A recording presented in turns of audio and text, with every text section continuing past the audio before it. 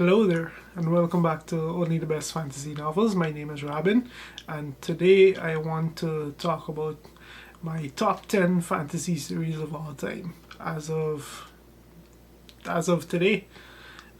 These are my favorite series, and the title says it all. I'll get right into it. First of all, I have two honorable mentions. The first of those is China Miéville's New Crobizon. Um, this is the trilogy consisting of Perdido Street Station, The Scar, and Iron Council. Um, the reason why I picked this is because The Scar was such such an amazing novel the first time I read it that it actually broke fantasy for me. I didn't read fantasy for almost 4 years straight. I just enjoyed it so much, and I found myself every book I picked up after that. I just wasn't enjoying it. It couldn't hold a candle for me. So I read other stuff, focused on other things, and eventually I came back fresh and a bit more open minded. It doesn't make the top 10 only because Perdido Street Station is a very dense street to get into, and I struggled for quite a bit of it before it clicked and I started enjoying it. My second honorable mention is Michael Moorcock's Eternal Champion. Um, I'm still in the middle of reading this, and I'm enjoying each sub-series that I've read so far. I've read the Elric books, I've read the Quorum, I've read the Arakosi, I've read the Hawkmoon books also. Um, they're fun, they're interesting. The mythos of the Eternal Champion is just amazing, and Moorcock writes very very different, very morally great characters, and he always does a pretty amazing team up somewhere along the way. It's just great stuff. I don't include it in the top 10 only because as much as I enjoy them, when I compared it to the top 10 series, I enjoyed those just a little bit more for different reasons.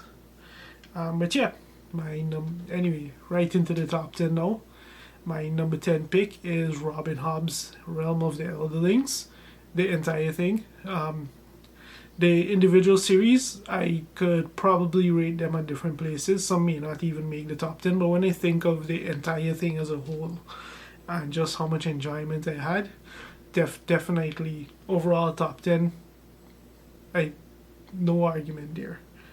Um, my number 9 pick is Scott Lynch's Gentleman Bastards.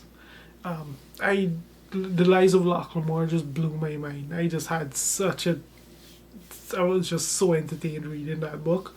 Um, it I don't have the words. It's just a blast. It's just a blast from start to finish.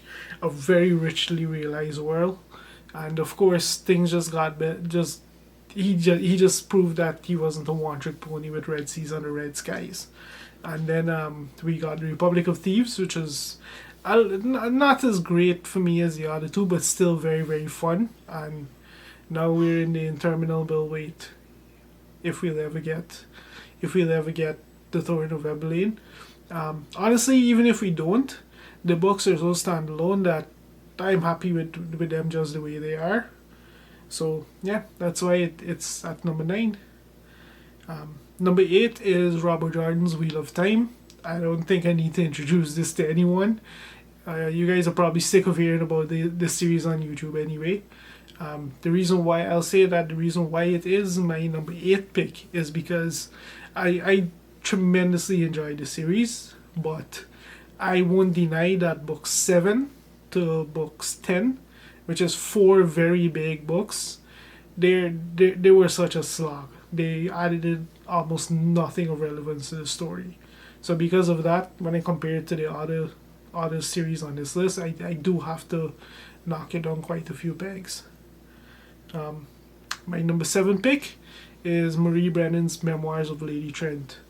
This is a really random series to throw in there, I would assume, given how this list has been trending so far. But I can't describe how much I just enjoyed this series.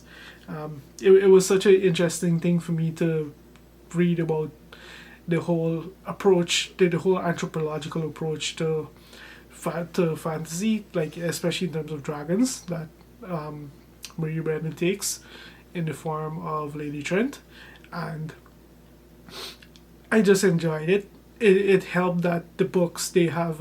It was the first time I saw that just standard, just as part of the standard basic first edition fantasy books, they had all these amazing illustrations.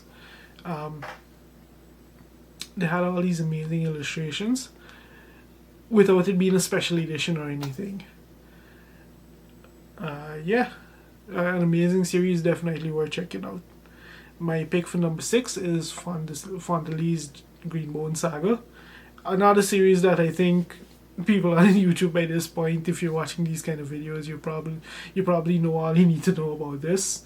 But yeah, really amazing pseudo Asian fantasy.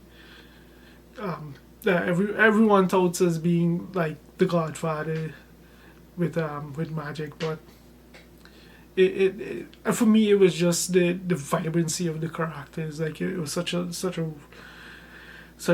in depth world that it was extremely captivating. And for me, it was the characters that really carried the books more than anything. Um, an amazing trilogy, and absolutely worth checking it out if you have it on your to be read list. At number 5, I have Terry Pratchett's Discworld. Um, I enjoyed Discworld. I thinking back on it, I can't point to a single novel that didn't work for me. I enjoyed them all on different levels, and I do think that it's important where you start the Discworld novels. The starting at picking the wrong one to start, because humor is so subjective, can and cannot backfire for you with this series. I personally started with Guards, the Night Watch, the first in the Night Watch sub-series, read those out, and then I took them series by series, and I had a blast. I enjoyed them all on different levels, but overall they were just so fun, and I can easily see myself just picking up a random one and rereading it in the future, just when I'm bored, just for a laugh. Um, yeah, at number 4, I have Joe Abercrombie's The First Law. Absolutely great epic fantasy, and when I say The First Law, I'm thinking of the first trilogy, the 3 standalones, and the Age of Madness sequels. Um, just great stuff from start to finish. The Heroes in particular is probably my single favorite novel of the entire saga. It was just absolutely action packed and well done. It read almost like a movie in my mind. It was just stunning at the time. At number 3, I have Jim Butcher's Dresden Files. Um, what can I say about Dresden Files that you probably haven't heard about on YouTube as yet? Like probably the single definitive series where it comes to urban fantasy. It takes the top 3 spot mainly because books 1 through 12 really had me going. Um, I do feel like the series climaxed at book 12, and from there it's just been it's they're interesting, they're fun, they keep going, but it doesn't have the same intensity, or it's a hard act to follow, at least that arc. Book 12 is name changes for a reason, but yeah, that's number 3. At number 2, I have the infamous Stephen Erickson's Malazan Book of the Fallen. For a long time, this was probably my top favorite epic fantasy series.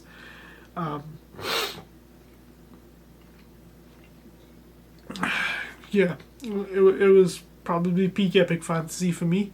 Like I just love the writing, how dark, how wild, how crazy this world is. I enjoy the Black Company, so reading Malazan was like reading all the best things about Black Company transposed to epic fantasy, which I was really into at the time. Um, and yeah, if you've read the series or heard other YouTubers talking about the series, you know what's up in it. Um, but yeah, number one, I think no surprise to anyone, will be Brandon Sanderson's Cosmere.